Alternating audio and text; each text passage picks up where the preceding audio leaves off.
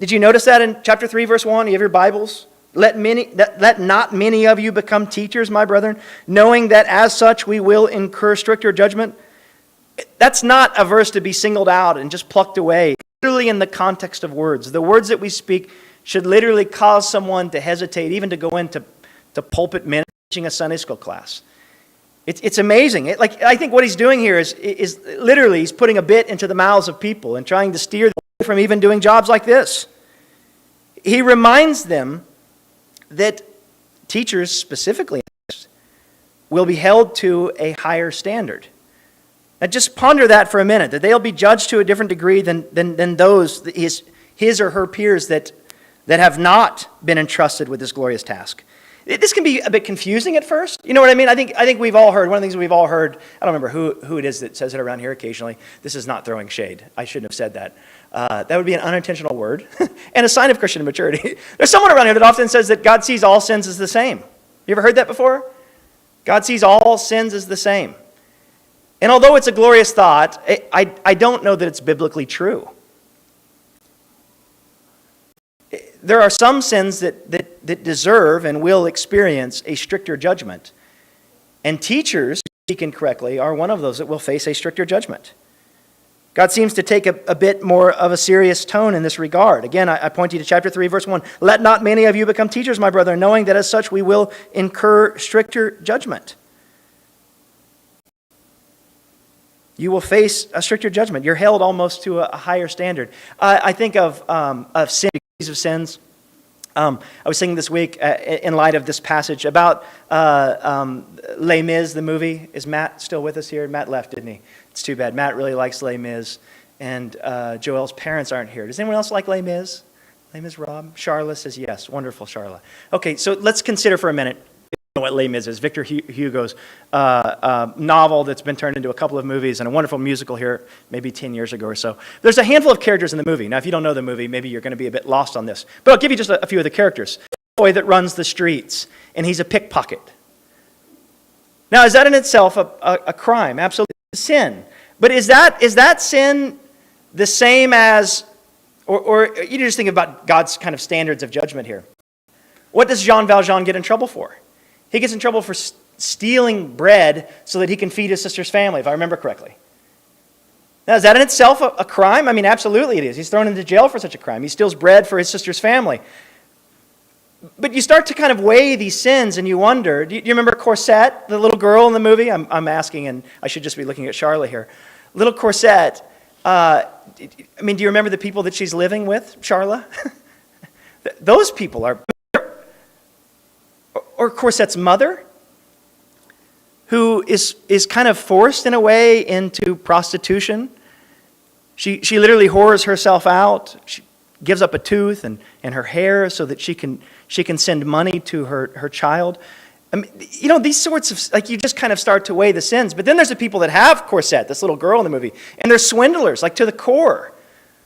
They're the worst of the worst. They take advantage of people that even come into their place, and they take advantage of this little girl, and they use her to manipulate, her mother, and to steal all kinds of money. And you just start to weigh these kinds of things, and you wonder, well, are they the same? The innkeepers there, they're rotten to the core. Or there's the inspector that chases Jean Valjean throughout the entire movie or throughout the novel. That you remember the inspector. What about his sin? Is it the sin of legalism and a refusal to show grace and mercy and to forgive? Where do these things weigh? Which ones are worse? Just the passage kind of gets me thinking about these sorts of things. About how God says there's going to be stricter judgment for those who teach. It seems to be a weightier sin. We've talked over the years a bit about Dante's Inferno, from Dante's Divine Comedy. He describes what is called, or often called in the theological world, Dante's Inferno, where he almost, he has these layers of hell like layers of an onion. And there's those on the outside, and then there's those that are a little bit deeper, and then there's those at the core. And Dante says these sorts of things. He begins with the unbaptized. They're on the outside, the pagans, the lost. Their judgment isn't as strict, or their hell isn't as hot. I don't know that you have to read all of this into the scriptures, but to think for a moment about this, their judgment is not as strict, or their hell is not as hot as those that he describes as the lustful and the gluttons. which even the lustful and the gluttons avoid the more stricter judgment than the hoarders and the spendthrifts. But the heretics suffer more than all of them. Because Dante understands verses like this one, that those who teach or teach errantly, or those who proclaim Christ and speak out of the other side of their mouth, that these sorts of people will face one of the hottest, most fiery, most tormenting judgments of all. It's amazing to think about. The hypocrites suffer more than all of these. Someone had sent me an article a couple of weeks ago. It was about a police officer arrested for hurting young children. And the first thought that came to mind was that officer's hell will be a whole lot hotter than other people's. I don't know that it's okay to speak in those words, but I don't have my notes today. But I don't have all of my notes. But you know what I mean by this, though? That this individual, this man that hurt these little kids under a position of authority, will face a stricter judgment than other people because he had a badge on his chest. I literally believe it. And it's verses like this one that point me there. There's a special, let me think. There's a special place in hell for those that use their authority to hurt little ones. There's a special place in hell for those that abuse pulpits in churches and take advantage of little old ladies. There's a special place in hell for people that, every day, we talked about it in Sunday school this morning, for ministers who use the positions of authority to abuse and hurt women. The list goes on. The punishment is weighted. Jesus literally says, it would be worse for those who hurt my little ones. It'll be worse for you than having a millstone hung around your neck and you being thrown into the sea. That your punishment will abound. You can just picture those sorts of things. And so we know that punishment is weighted. It's weighted in our criminal justice system today. Those who take advantage of people in positions of power, that is literally considered when it goes into their judgment and their sentencing. Things like abuse of power, corruption, misconduct statutes, it's what they refer to as aggravating factors. It's right here in the Scriptures. It's one thing for lost people to act like lost people. It's another thing for God's people to act like lost people. And it's yet another for someone to stand from a pulpit or hold a Bible and use their positions of power to distort or to teach heresy. It's this way in our legal system. It's this way in the Bible. It will be this way on the day of judgment. This goes right along with other verses in the Bible, like in the Gospels. I think it's in the Gospels, where it says, to him whom much is given, much is expected. You're familiar with the Bible verse? You are given much, much will be expected of you. You are given much, much will be expected of you. This applies to people with microphones, even when the power is out. We will be entrusted with much, and much will be asked of us. There are higher expectations. For those who have good jobs and good homes, for those who have financial resources, for those who have spare time, for those who, if you are given much, much is expected of all of us. Does that make sense? You're blessed with what you're blessed with, and you are expected to use it as a good steward, to steward it well for the grace of God. You may not like it, but it's true. I think, and this might not be good, Darren, but even as I've been able to substitute, I hold some kids to higher standards because some kids should know better. Some kids do know better. I'm probably a bit harder, and you could say, well, that sounds like it's a bit inconsistent. And you could say, well, that seems a bit unfair. For some people, judgment will be harder. It's just unbelievably true. It's amazing to think about that. Amazing to think about. Think of the contrast, Ephesians 2, 1 and 3. Paul describes the state of those who are not in Christ, how we go about judging the lost. He seemingly lowers the bar. He drops his standards for those that are lost. We don't expect them to live much better.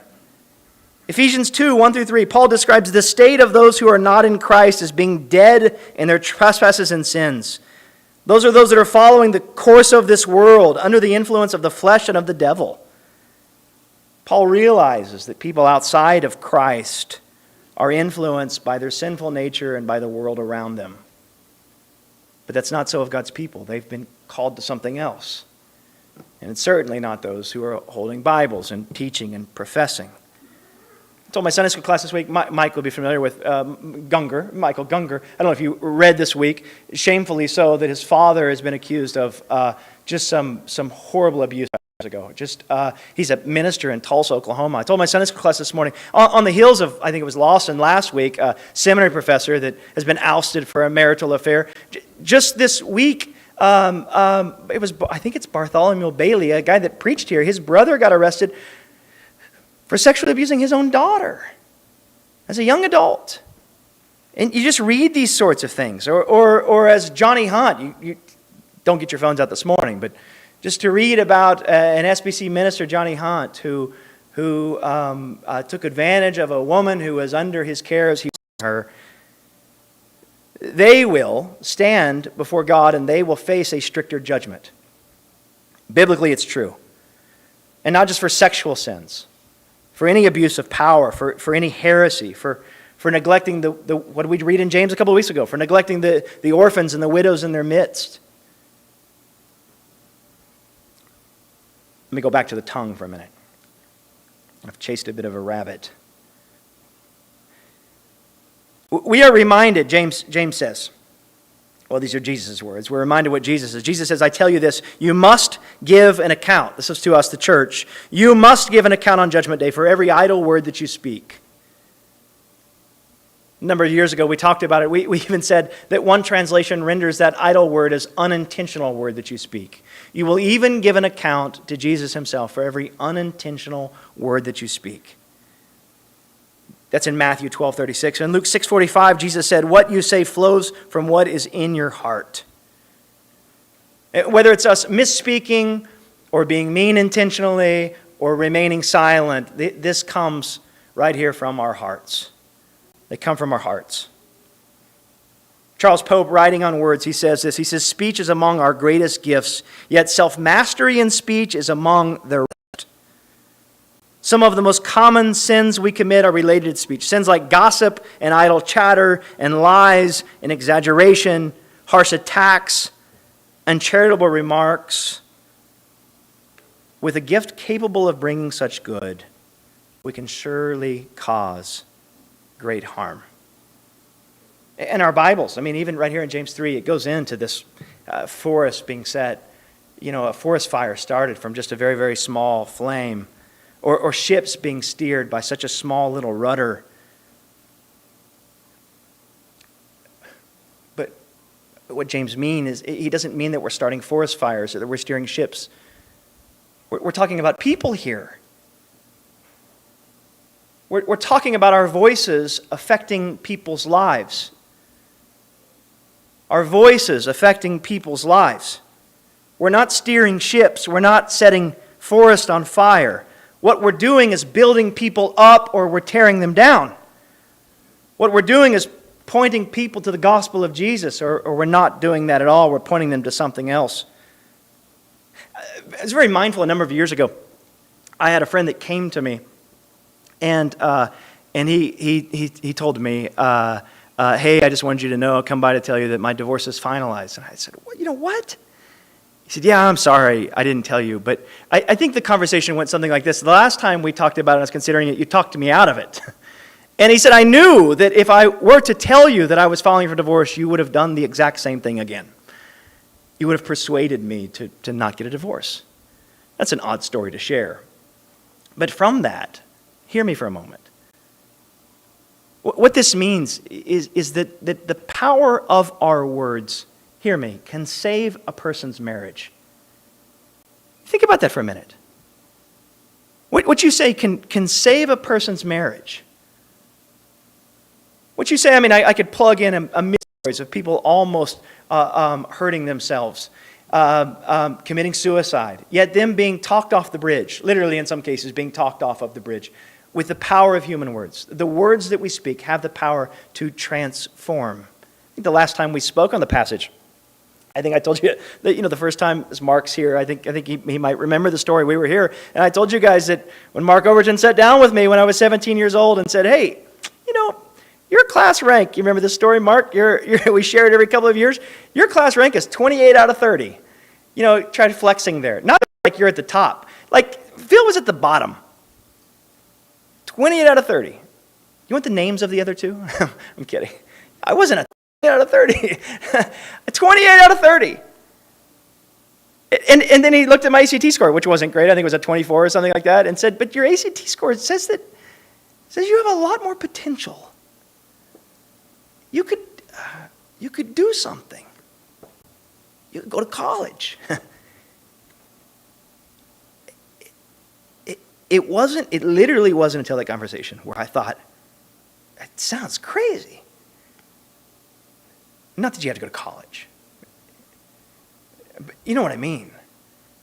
Those words contributed to my life, the course of my life being steered.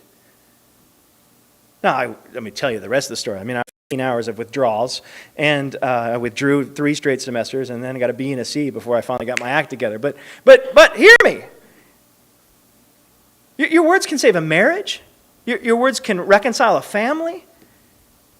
I think of my children. I mean, there's ways to talk to my kids, and there's ways to not talk to my kids. Speak to my child with a rough tone, I'll get a rough tone right back. Approach them in some sort of, you know what I mean, kind, humble way, and I very well may get a genuine response, a heartfelt response. I might be able to see them. Same goes with youth kids. Same goes with school kids. Same goes with you all. Pastoral ministry. Tremendous power to steer people's lives with our words. We're not talking about forest here in ships. We're talking about human lives. I told my Sunday school class about Monty over in Stillwater. This is not a Monty that any of you know or ever met. It was a noon ball buddy who I became friends with. I told the class I'll give you the short story. Short story is he graduated, got married. His dad. I won't tell you where he works because it's way too much information.